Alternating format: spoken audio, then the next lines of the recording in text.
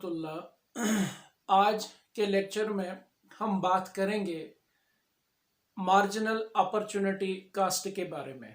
Marginal opportunity cost का क्या मतलब होता है और प्रोडक्शन पॉसिबिलिटी कर्व जो होती है, प्रोडक्शन पॉसिबिलिटी कर्व क्या रिवील मार्जिनल अपॉर्चुनिटी कास्ट को करती है या नहीं। आज के लेक्चर में हम ये सब जानने की कोशिश करेंगे या जानेंगे। सबसे पहले मैं आप लोगों को बता दूं मार्जिनल अपॉर्चुनिटी कास्ट का क्या मतलब होता है। मार्जिनल अपॉर्चुनिटी कास्ट का क्या मतलब होता है? मार्जिनल अपॉर्चुनिटी कास्ट का मतलब होता है units of a commodity sacrificed to gain one additional unit of another commodity. यानी इसका मतलब ये हुआ कि अगर दो चीजें बन रही हैं, एक सोसाइटी में दो चीजें बन रही हैं, एक बन रहा है गुड Y और एक बन रहा है सिंपली गुड X। ठीक है, अगर इकोनॉमी गुड X की क्वांटिटी को इंक्रीज करना चाह रही है, ठीक है, तो गुड Y के कितने यूनिट्स को सैक्रिफाइस करना पड़ता है हर एक एडिशनल यूनिट ऑफ X के लिए।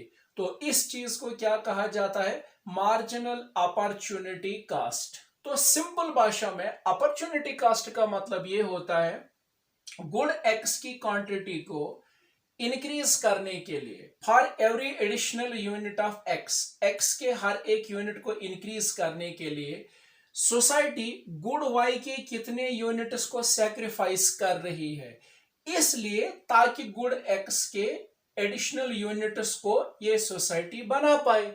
तो उस चीज को, उस सैक्रिफाइस जो गुड Y के यूनिट्स हो रहे हैं हर additional unit of good X के खातिर, उसी चीज को मार्जिनल अपॉर्चुनिटी कास्ट कहा जाता है। ठीक, अब अगर हम प्रोडक्शन पॉसिबिलिटी कर्व की बात करें तो प्रोडक्शन पॉसिबिलिटी कर्व में ये जो मार्जिनल अपॉर्चुनिटी कास्ट होता है, ये मार्जिनल अपॉर्चुनिटी कास्ट हमेशा इंक्रीजिंग ऑर्डर में होता है।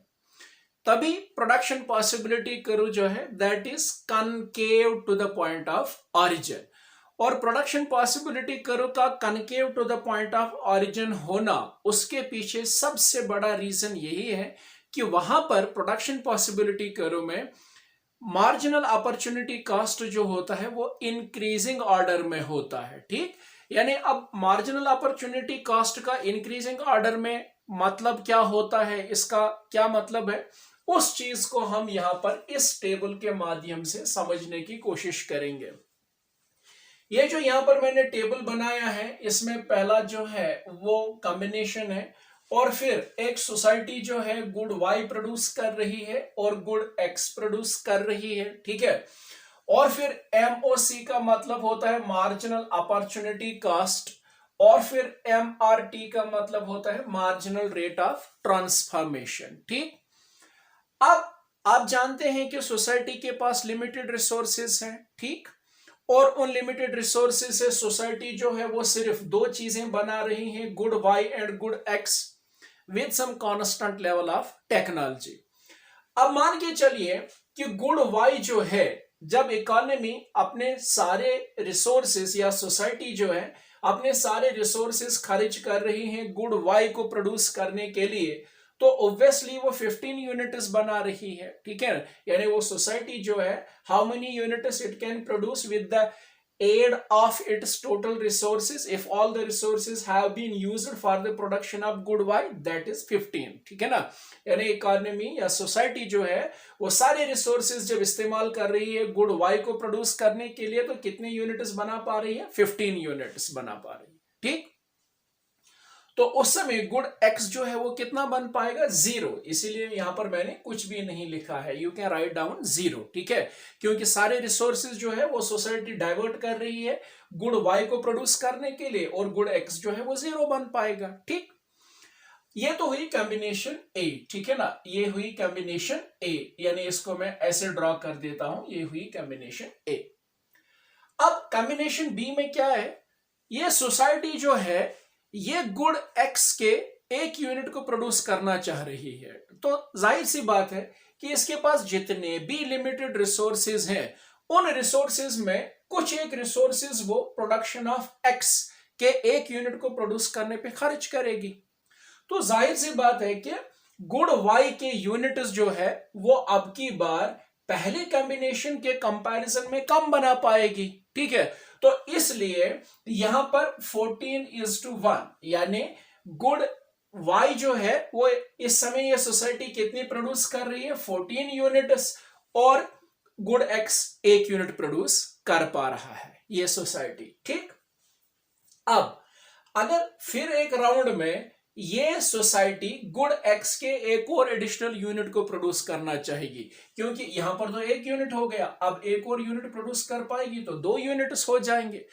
तो ऑब्वियसली वो गुड वाई की क्वांटिटी को कम करना पड़ेगा उसको, क्योंकि रिसोर्सेज जो है वो डाइवर्ट हो जाएंगे, और यहां से रिसोर्सेज जो है पिछले कॉम्बिनेशन के कंपैरिजन में ज्यादा गुड एक्स के प्रोडक्शन में खर्च किए जाएंगे, तो ऑब्वियसली गुड वाई जो है वो कम बन पाएगा। ठीक है, तो इसीलिए कॉम्बिनेशन सी में यहां पर ये कॉम्बिनेशन देखने को मिल रही है। ठीक है ना, यानी गुड एक्स की क्वांटिटी जो है वो गुड एक्स की जो क्वांटिटी है वो कॉम्बिनेशन बी के कंपैरिजन में अब की बार ज्यादा है, लेकिन गुड वाई जो है वो कॉम्बिनेशन बी के कंपैरिजन में कम है, क्योंकि यहां पर 14 है, यहां पर 12, और यहां पर 1 है, और यहां पर 2। ठीक, अब यही प्रोसेस आगे बढ़ता जाएगा, यानी हम इस नतीजे पे पहुंच गए यहां पर कि हर एक additional unit of good X के लिए जब गुड वाई के यूनिट्स को सैक्रिफाइस करना पड़ रहा है सोसाइटी को, तो वो जो units of Y society sacrifice कर रही है सिर्फ गुड एक्स के हर एडिशनल यूनिट के लिए, तो बस उसी चीज को क्या कहा जाता है, मार्जिनल अपॉर्चुनिटी कॉस्ट। क्या कहा जाता है, मार्जिनल अपॉर्चुनिटी कॉस्ट।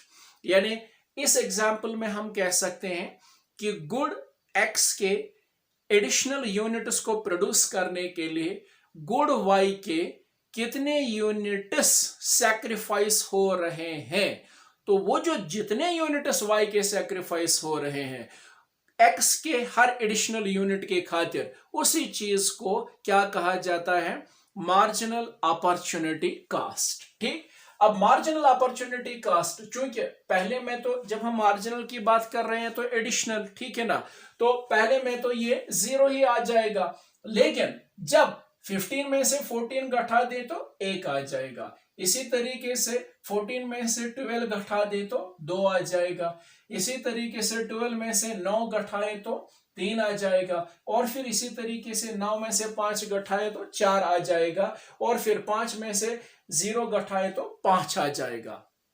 यहां पर हम ये चीज कह सकते हैं कि ये जो मार्जिनल अपॉर्चुनिटी कॉस्ट है, ये तो इसको मैं एनसर्कल कर रहा हूं, ये तो इंक्रीजिंग ऑर्डर में है, मतलब पहले यूनिट ऑफ एक्स के लिए वाई कितने यूनिट सैक्रिफाइस हो रहे हैं, 1, ठीक है ना, फिर एक और एडिशनल यूनिट ऑफ एक्स के लिए वाई कितने यूनिट सैक्रिफाइस हो रहे हैं, 2, फिर एक और एडिशनल यूनिट ऑफ एक्स के लिए वाई के कितने यूनिट सैक्रिफाइस हो रहे हैं, 3, फिर एक और एडिशनल यूनिट ऑफ एक्स के लिए वाई के कितने यूनिट सैक्रिफाइस हो रहे हैं, 4, ठीक है ना। तो ये जो ऑर्डर है यहां पर 1 2 3 4 5, ये तो इंक्रीजिंग ऑर्डर है, इसीलिए हमने यहां पर क्या बता दिया कि प्रोडक्शन पॉसिबिलिटी कर्व पे जब हम मार्जिनल अपॉर्चुनिटी कॉस्ट को देखते हैं तो वो हमेशा इंक्रीजिंग ऑर्डर में होता है, ठीक है ना। यानी हम यूं कह सकते हैं कि प्रोडक्शन पॉसिबिलिटी फ्रंटियर जो है या प्रोडक्शन पॉसिबिलिटी कर्व जो है वो रिवील करती है मार्जिनल अपॉर्चुनिटी कॉस्ट को, लेकिन इंक्रीजिंग ऑर्डर में। उम्मीद करता हूं कि मार्जिनल अपॉर्चुनिटी कॉस्ट आप समझ गए। तो मार्जिनल अपॉर्चुनिटी कॉस्ट जो है इसको हम मतलब किससे, एक ग्राफ से भी दिखा सकते हैं, ठीक है ना, इसको हम क्या ग्राफ से भी दिखा सकते हैं। अगर हम सिंपली यहां पर एक प्रोडक्शन पॉसिबिलिटी कर्व बना डालते हैं, ठीक है ना, मान के चलिए कि ये प्रोडक्शन पॉसिबिलिटी कर्व हम यहां पर बनाने जा रहे हैं, ठीक, और यहां से हम लोग क्या मेजर कर रहे हैं, suppose it is good Y, और यहां से क्या मेजर कर रहे हैं, suppose it is good X, ठीक है, और ये ओरिजिन है, this is X axis and this is Y axis, ठीक। मान के चलिए कि ये यहां पर एक प्रोडक्शन पॉसिबिलिटी कर्व बनी हुई है। फॉर एग्जांपल इसका नाम फॉर एग्जांपल हम रखेंगे ए एम, ठीक है ना। यानी A M is what, it is actually a production possibility curve. ठीक, मान के चलिए कि यहां पर हम एक कॉम्बिनेशन ले रहे हैं, सपोज ये वाली कॉम्बिनेशन। तो इस कॉम्बिनेशन पे, ठीक है, यानी y के इतने यूनिट्स हैं, ठीक है ना, इतने यूनिट्स हैं, और x के इतने यूनिट्स हैं, ठीक है ना। सपोज इस कॉम्बिनेशन का हम कुछ नाम रखेंगे, suppose it is b, suppose it is b, यानी b कॉम्बिनेशन में y के इतने यूनिट्स हैं और x के इतने यूनिट्स हैं। ठीक, अब अगर हम y के कुछ यूनिट्स को कम करेंगे, ठीक है ना, अगर हम x की क्वांटिटी को इंक्रीज करना चाहेंगे, सपोज x जब इंक्रीज होगा तो ऑरिजिन से हमें फार जाना पड़ेगा, टुवर्ड्स राइट जाना पड़ेगा। सपोज यहां पर ये ओ क्यू बन रहा था गुड x का। अब गुड x ओ क्यू की जगह सपोज ओ क्यू 1, ठीक है ना, सोसाइटी बनाना चाहती है ओ क्यू 1, ठीक है।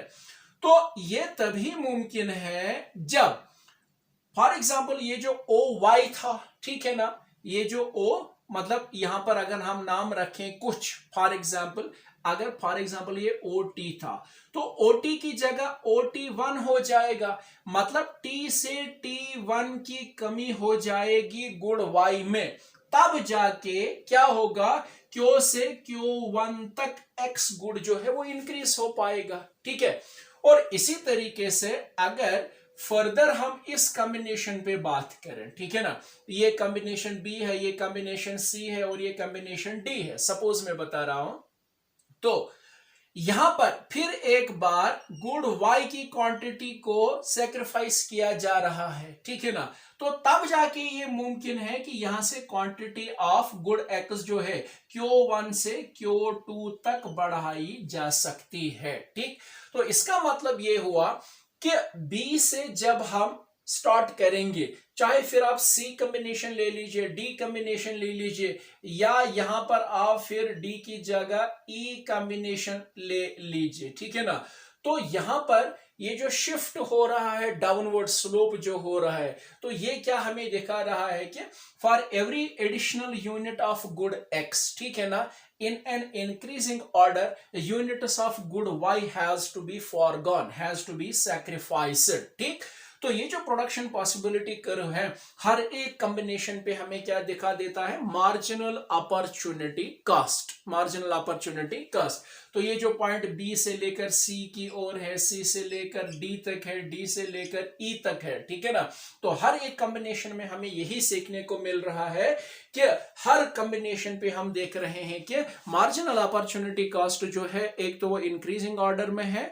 अगर हम मोटे तौर पे इस पे बात करें तो यहां से हम ये चीज सीख सकते हैं कि ये जो combination A B C D E है, ठीक है ना, तो ए से लेकर एम तक, ए से लेकर एम तक, या अगर फिर आप यूं कहें कि बी सी डी एंड ई का अगर हम जिक्र करें, तो यहां पर हमें क्या देखने को मिल रहा है, increasing marginal opportunity cost of good X, ठीक है ना, in terms of good Y, ठीक है ना। ये बात समझ लीजिए, यहां पर समझनी ये बहुत ज्यादा जरूरी है। यानी ये जो combination is A to M है, ठीक है ना, हम अगर शॉर्ट में करें यानी ए टू एम, ये हमें क्या सिखाती है, increasing marginal opportunity cost of good X, ठीक है ना, in terms of good Y. ठीक, in terms of good Y.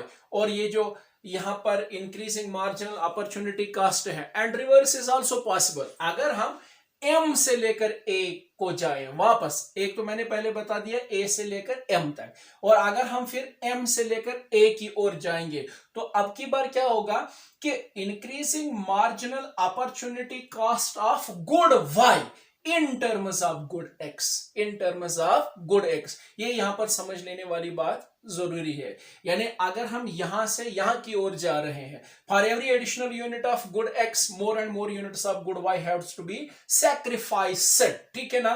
तो ये क्या कहलाएगा, increasing marginal opportunity cost of good X in terms of good Y. अगर और ज्यादा बेटर तरीके से समझा दो, ये गुड वाई है और ये गुड एक्स है, ठीक है ना।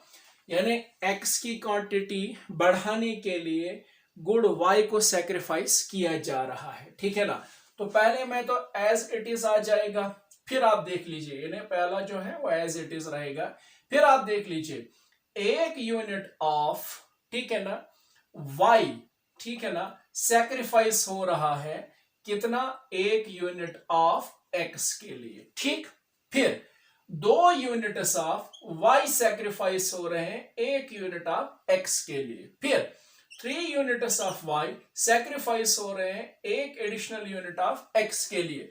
फिर 4 यूनिट्स ऑफ वाई सेक्रीफाइस हो रहे हैं 1 यूनिट ऑफ एक्स के लिए। फिर 5 यूनिट्स ऑफ वाई सेक्रीफाइस हो रहे हैं 1 यूनिट ऑफ एक्स के लिए, ठीक है ना। तो इसका मतलब ये हुआ, अगर आप देखोगे वाई गुड जो है वो इंक्रीजिंगली फॉर्म में या इंक्रीजिंग ऑर्डर में सेक्रीफाइस हो रहे हैं for every additional unit of good X. This is all about increasing marginal opportunity cost, या this is all about marginal opportunity cost. उम्मीद करता हूं कि इस चीज को, ये कॉन्सेप्ट काफी ज्यादा इंपॉर्टेंट है from examination point of view, और उम्मीद करता हूं कि आप इसको बखूबी समझ गए होंगे। कोई सा भी क्वेश्चन होगा इसके रिलेटेड तो आप कमेंट में मुझसे पूछ सकते हैं, और अंत में यही कहूंगा कि आप प्लीज शेयर करें और मेरे चैनल को सब्सक्राइब करें। जब तक मैं नया वीडियो ले आऊं आप लोगों के लिए, अल्लाह आप सब लोगों की और मेरी हिफाजत करे। अस्सलामु अलैकुम व रहमतुल्लाहि व बरकातहू।